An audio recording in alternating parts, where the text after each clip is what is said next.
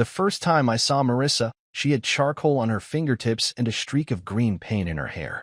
We were 20, crammed into a half-lit studio at the University of Cincinnati for an intro to art course neither of us really wanted to take. I was a photography major, she was in business, but the class filled a requirement for both of us. She sat 2 easels down from me, humming under her breath while she shaded some fruit with what looked like genuine intent. I cracked a joke about how depressing the apple looked, and she shot back. Maybe the apple has issues, Nolan. You don't know its story. I laughed, and that was it. I was hooked. My name's Nolan Granger. I'm 43, and I live just outside Columbus, Ohio. I run a mid-sized chain of print shops, 9 locations, 2 states, and I still handle most of the color calibration myself. That tells you a little about who I am. I like things precise, predictable, but nothing about Marissa ever was. Back then, we were all heat and ambition. She wore heels to our study dates and would quiz me on flash photography terminology just because she said it made her feel smart. I'd snap pictures of her when she wasn't looking and tape them to my dorm wall like trophies.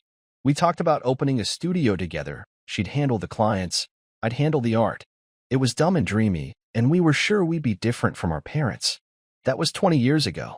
Now, Marissa runs a legal consulting firm with 12 employees, and I still work in pigment and paper, just on a bigger scale. We made good on some of those dreams. We bought a house in Dublin. Raised 2 kids, Tyler's 17 now, Mia just turned 15. From the outside, we look solid, comfortable. But that's the thing about time. It doesn't always heal, sometimes it just hides the cracks. It started slowly. Marissa stopped laughing at my jokes, stopped asking about my day.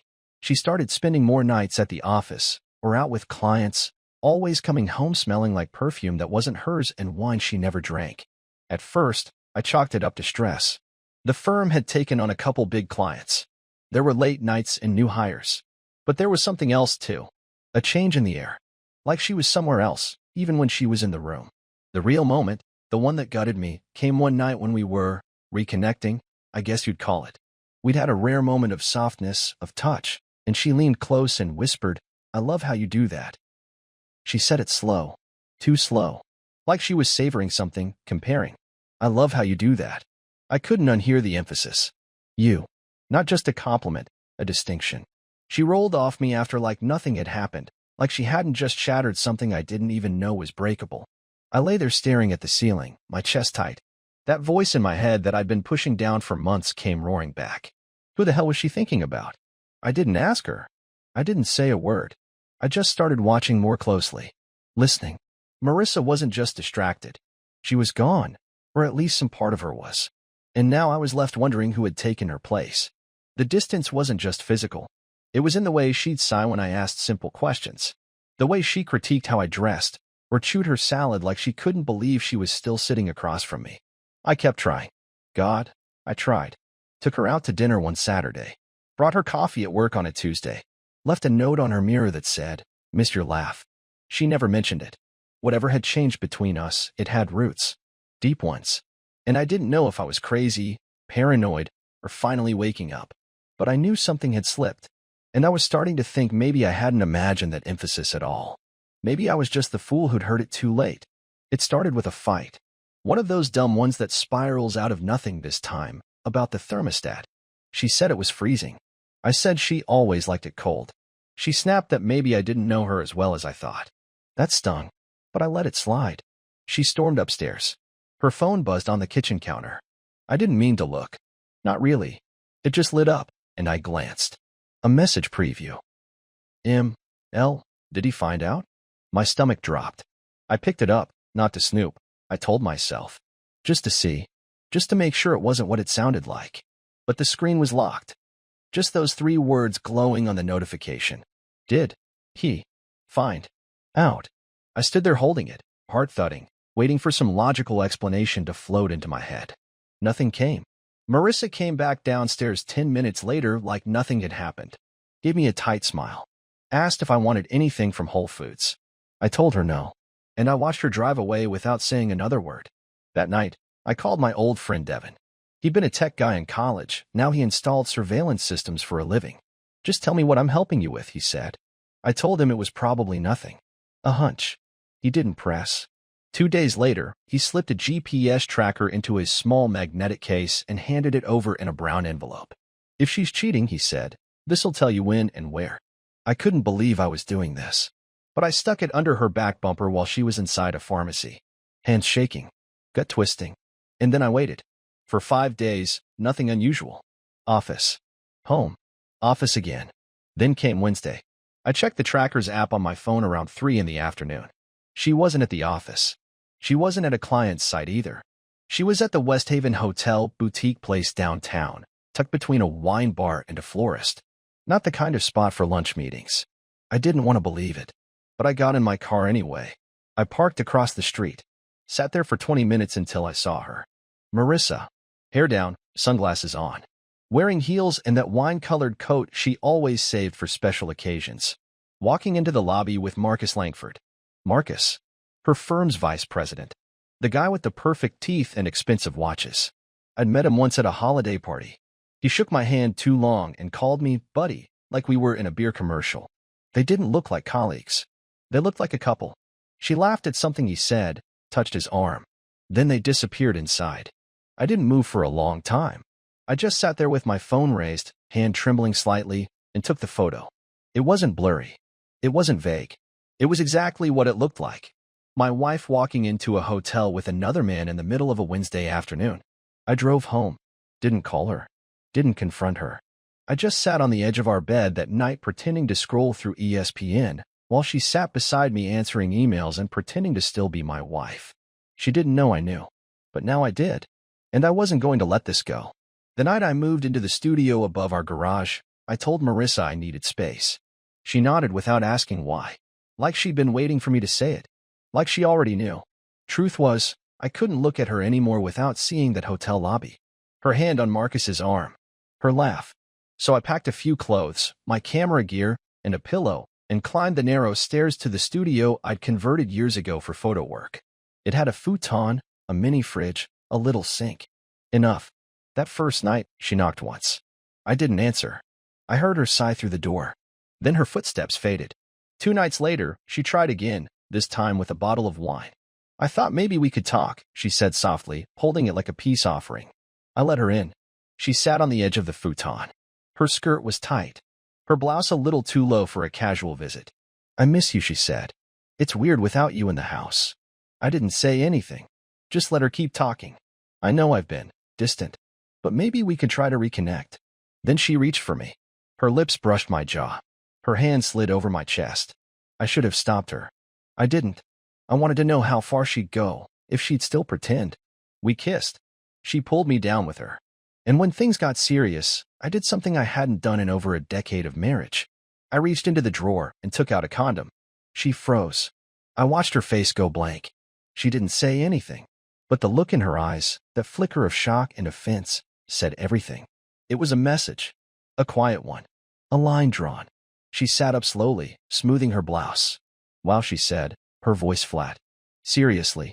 I met her eyes. Yeah. You think I'm diseased? I think I don't know you anymore. That cracked something. Her face twisted, and the veneer peeled off fast. You smug son of a bitch, she snapped. You know what your problem is? You think being boring is noble. What? You never changed. You're still that small-town print boy who thinks routine is romantic. You never grew. You just settled. I stood, jaw tight. And you went and found someone who could give you a little excitement, right?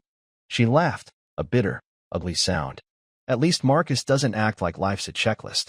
I didn't say another word. She stormed out. Later that night, I fell asleep on the futon in gym shorts and a t-shirt, the condom still in its wrapper on the side table. Around 2:30 a.m., I woke up choking on smoke. The room was full of it. Thick, black, rolling up the walls like a living thing. The alarm was shrieking. Flames licked along the studio's far wall, near the desk. I couldn't get to the stairs, the way down was already burning. I grabbed my camera bag and shoved the futon toward the window, kicked the screen out, climbed onto the ledge and jumped. I landed hard, twisting my ankle, but I didn't care. I rolled onto the grass, coughing like my lungs were filled with sand. Neighbors ran over.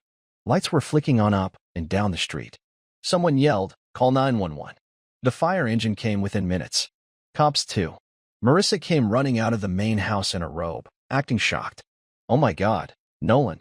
What happened? I didn't answer. The firefighters found a gas can just outside the back door of the garage. Accelerant on the wood panels. Point of origin. Near the desk. One officer took her aside. She argued. Then cried. Then got quiet. She was arrested in our driveway. The cuffs looked too tight on her wrists. I didn't care. I filed for a restraining order the next day. And just like that, our marriage burned down, too. Only difference was, I got out in time. Telling the kids was the hardest part. Tyler sat on the edge of his bed, fist clenched, jaw twitching like he was holding back an explosion. Mia curled into herself on the couch, knees tucked up, her hoodie's drawstrings pulled so tight I could barely see her face. I didn't sugarcoat it. I didn't get graphic either. I just told them, your mom made a really bad decision. She's not living here right now. There was a fire. She caused it. And we're safe, but things are going to be different from now on. Tyler didn't ask questions. He just said, is she going to jail? I paused. She's being investigated. We'll see. He nodded once. Good. Mia's voice came out small. Did she want to hurt you? I swallowed the lump in my throat. I don't know, baby. Maybe not on purpose. But she did something dangerous. And she's not going to be near us for a while. She didn't cry. That somehow hurt more than if she had. After they went to bed, I sat in the kitchen staring at the fridge for over an hour. Thinking. Breathing. Trying not to go numb. The next morning, I sent an email to Grant Riley, the president of Marissa's firm. We'd met once at a holiday mixer. He'd shaken my hand like I mattered. I knew better now. The subject line was simple. Information regarding Marcus Langford and Marissa Granger. Inside, I attached the hotel photo. Timestamped. Hi-res. Along with a short paragraph that spelled out the basics. Marcus Langford has been having a personal relationship with his direct report, Marissa Granger. I thought you should be aware of this situation in light of your company's code of conduct regarding leadership integrity. I'm not filing a complaint yet. Just thought you'd prefer to handle it internally. He replied 2 hours later. Thank you for bringing this to our attention. Please consider this acknowledged and confidential. There will be internal action taken. By the following Friday, word leaked. Marcus was fired. Policy violation was the official line. Marissa, somehow, stayed. Probably because they knew if they fired her, she'd weaponize it in court. That was fine by me. Let her keep her title. It made her easier to aim at. With Marcus out of the picture, I had space to think. To regroup. I spent 2 long nights in the back room of my nearest shop, poring over invoices and security settings. See, what people forget about print shops, especially ones that work with legal firms, is how much sensitive information runs through them. Logos, contracts, reports. Once you know what you're looking for, it's not hard to track where things go. I had installed the design approval portal myself when her firm signed on with us, which meant I still had admin-level access. And Marcus? Marcus had left himself logged in on a cloud account I'd quietly mirrored during routine maintenance months ago. Passwords, client IDs, a handful of signed contracts. I didn't mess with anything. Not yet. But I made copies. Secure folders. Labeled. Organized. Tucked away like insurance. Back at home, the house was quieter than it had ever been. Too quiet. But in that silence, something new started growing. Not grief. Not rage. Focus. Marissa had burned my trust. Now I was building something new in the ashes, something sharp. And Marcus Langford? He was just the first cut. I didn't go nuclear. Not right away. I wanted the kind of revenge that didn't make noise. The kind that made people whisper. I started with Marcus. Through a friend at a data compliance firm, I learned something interesting. Marcus had applied for a new executive role at a startup in Chicago. A fancy one. Fintech, seed-funded, the kind of place where image mattered almost as much as experience. So I ran a simple check. Not on him, on his credit. All I had to do was use the mirrored login he'd left in our system from his design uploads. Same email. Same security questions. His dog's name was Bruno, apparently. I didn't even need to guess. The credit report was trash. Max cards. A defaulted line of credit. And here's the part that made me laugh. One of the addresses listed was the billing profile he'd used when he sent Valentine's flowers to Marissa through our print shop's rewards account. I printed the report. Anonymously mailed it to the hiring firm with a sticky note attached. Thought this might help with background verification. A concerned industry peer. 2 weeks later, Marcus deleted every social media account he had. His LinkedIn quietly updated to consulting. That was code for unemployed. Score 1. Next came Marissa. She'd managed to hold onto her job, and I wasn't about to tank her completely, not when I needed her stable for the divorce proceedings. But I had a message to deliver. I waited for the right moment. It came on a Tuesday, the firm's quarterly luncheon at some high-end restaurant downtown. Public, polished, full of clients. At 1:03 p.m., right as the first course was being served, a courier walked in and dropped a sleek black envelope right in front of Marissa. Inside, divorce papers, with an attached photo of her and Marcus entering the West Haven Hotel. I wasn't there, but according to someone I knew on the staff, she went pale. Completely silent. Got up and left before the entree hit the table. She called me 40 minutes later, voice shaking. "You son of a bitch." I didn't say a word. Just let her yell. "I know what you're doing," she snapped. "You're trying to make me look weak." "No," I said calmly. "I'm reminding you what strong looks like." She hung up, and that was the last time she called. Later that night, I texted Elise, Marcus's ex-wife. She'd been quiet since their split, but when I explained everything, the hotel, the job loss, the paper trail, she didn't hesitate. Her exact words: "Whatever you're planning next, I'm in." It felt good. Not loud. Not messy. Just controlled. Focused. Precise. The way revenge should be. The first time I laughed, really laughed, after everything, I was sitting at the bar in a dim jazz lounge downtown, sipping bourbon and listening to a woman named Stephanie tease the bartender about pouring her a diet whiskey. She caught me grinning and raised her glass. "You judging or joining?" "Joining," I said, clinking her glass. I hadn't planned on dating. Hell, I hadn't even planned on talking to anyone that night. But Stephanie had that kind of energy, relaxed, sharp, a little flirty without trying too hard. She asked what I did, and when I told her about the print shops, she smiled and said, "So you're the guy keeping the world full of wedding invites and yard sale signs?" "Pretty much," I said. "And restraining orders." She laughed hard at that. And for the first time in months, I felt something shift. Not everything with Stephanie was smooth. We went out 3 times. The third time, she kissed me at the top of her apartment stairs and said, "You're still healing. I can feel it. That's not a bad thing, but don't bring ghosts into my bed." She was right. I wasn't fully ready, but she helped me remember what it felt like to be noticed, wanted. Then came Elise. We met up for coffee to talk strategy. Shared enemies make easy allies. But halfway through a cinnamon scone, she looked at me and said, "You know, you're a lot more charming now that you're not married to a psychopath." I snorted. "Is that your version of flirting?" "No. This is." She slid her number across the table with a napkin and a smirk. We hung out a few times, drinks, late-night phone calls, a shared rant or two about the Langfords. But we agreed from the start that it wasn't meant to last. She was rebuilding too, and neither of us wanted to build on cracked foundations. But every step forward, every smile from a stranger, every night I walked into a bar and didn't think about who Marissa was texting, it added something back to me. A piece I hadn't even realized was missing. Word got around. About the divorce. The fire.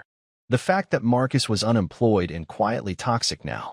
And suddenly I was a name people whispered about, not in pity, but in curiosity.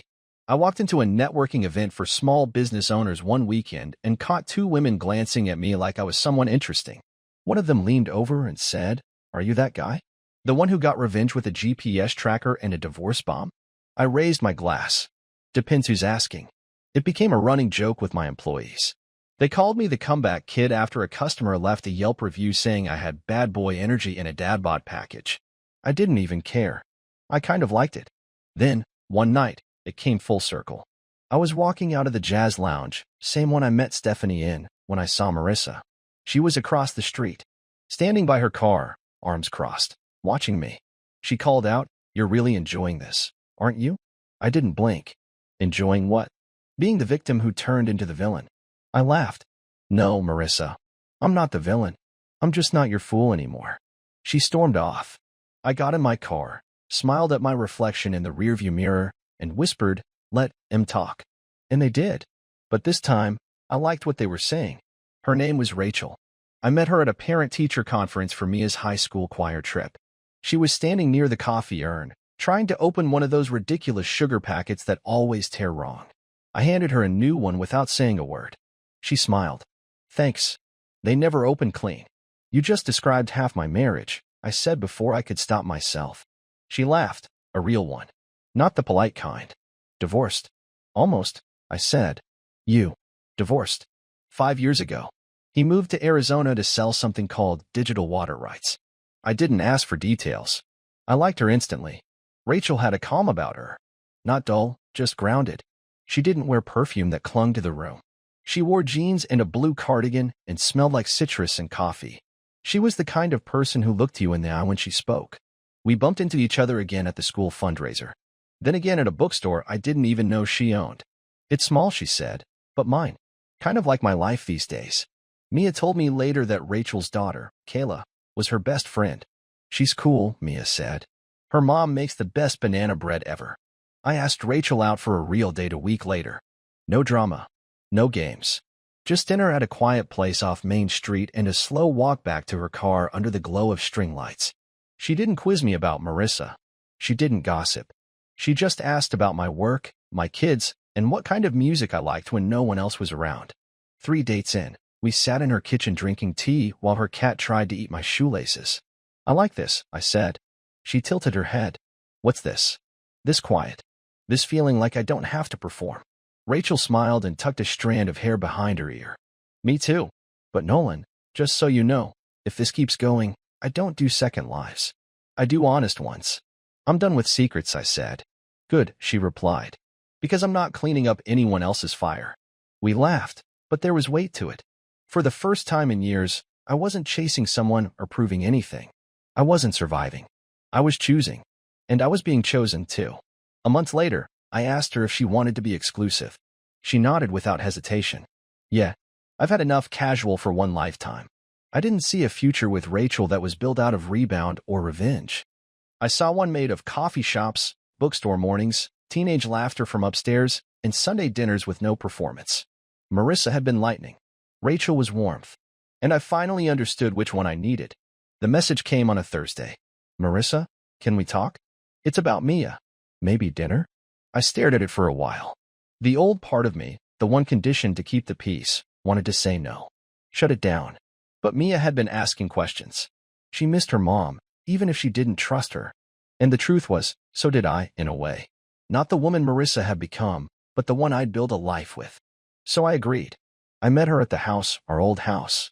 She hadn't moved out yet, and legally, it was still half hers until the divorce finalized. But I hadn't stepped foot inside since the fire. It looked the same. Furniture untouched. Photos still on the wall. Like the place was holding its breath, waiting for someone to claim it. She was in the kitchen, wearing that soft gray sweater I'd always liked. The table was set for 2. Mia wasn't home. Neither was Tyler. She smiled nervously. I made your favorite. Balsamic chicken and risotto. I stayed standing. What's this really about, Marissa? She pulled out a chair. Just sit. Please. Let's eat first. Against my better judgment, I did. The food was perfect. Exactly the way I remembered it.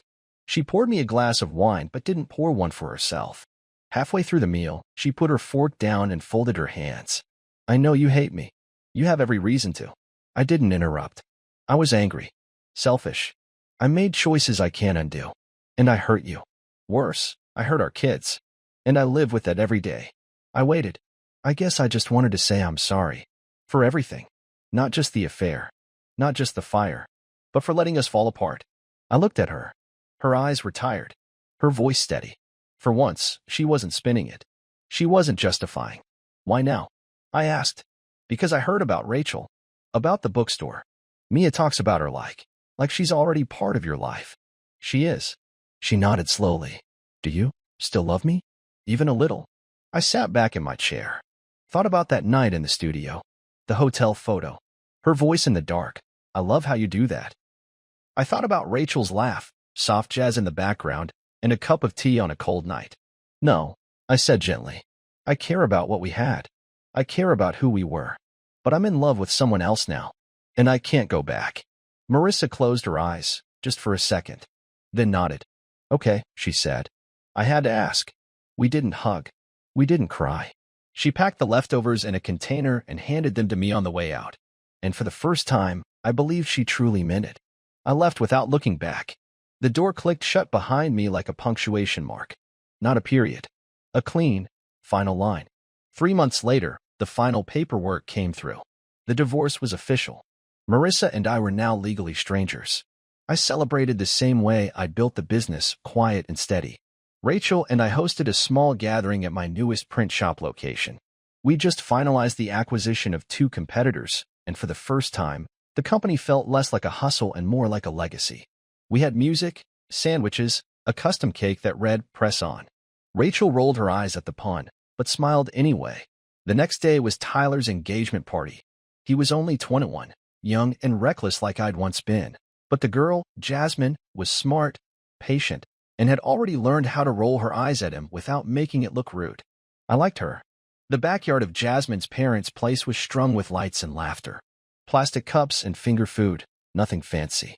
I wore a pale blue button-down Rachel had picked out. She wore a green sundress and held my hand like she'd been doing it for years. That's when I saw her. Marissa. She stood near the drinks table, talking to Mia. Her hair was shorter now. Her clothes simpler. She looked older. Maybe tired. Maybe just quiet. When she caught my eye, she didn't smile. She gave a short nod. I nodded back. She didn't come over. Didn't try to make a scene. She just kept her distance, watching Tyler laugh with his friends, eyes glassy in a way I recognized. Rachel leaned in. "You okay?" "Yeah," I said. "Better than I've been in years." Later that night, after the toast, after the awkward dancing and half-warm cupcakes, Rachel and I stood off to the side while Tyler made the rounds. Marissa was gone by then. Disappeared without a word. "I think they're going to be good together," Rachel said, nodding toward the happy couple. "Yeah," I said. "They've got time to figure it out. They're already ahead of where I was at that age." Rachel turned to face me, hands resting lightly on my chest. "You ever wonder what your kids will say about you when you're not around?" I smiled. "Only every day." She kissed me, soft and slow. Then whispered, "Best revenge is living well, you know." "Is that what this is?" I asked. "Revenge?" "No," she said. "This is you finally getting it right." Behind us, I heard someone whisper my name. I glanced over. 2 women from the catering crew. One of them smiled, eyes a little wide. I could hear them whispering. "That's Nolan Granger. The one with the fire. The wife. The print shops. The story." I didn't care. Let them talk. Because for once, I wasn't the guy being pitted. I was the man they admired. And I had Rachel's hand in mine to prove it. Rachel invited me to church on a Sunday in late October. One of those crisp Ohio mornings where the sky's clear but your breath still fogs. I hesitated. "You sure I'm church material?" She smiled. "I think God's got room for former husbands and print shop tycoons." So I went. Mostly because Rachel asked, but also because Mia had mentioned going with Kayla a few times, and I figured if my daughter wasn't afraid to sit through a sermon, I could give it a try. It wasn't what I expected. No fire and brimstone. No judgment. Just a warm room full of tired people looking for quiet. I didn't bow my head during the prayers, but I listened. That was enough for Rachel. Afterward, we went to brunch.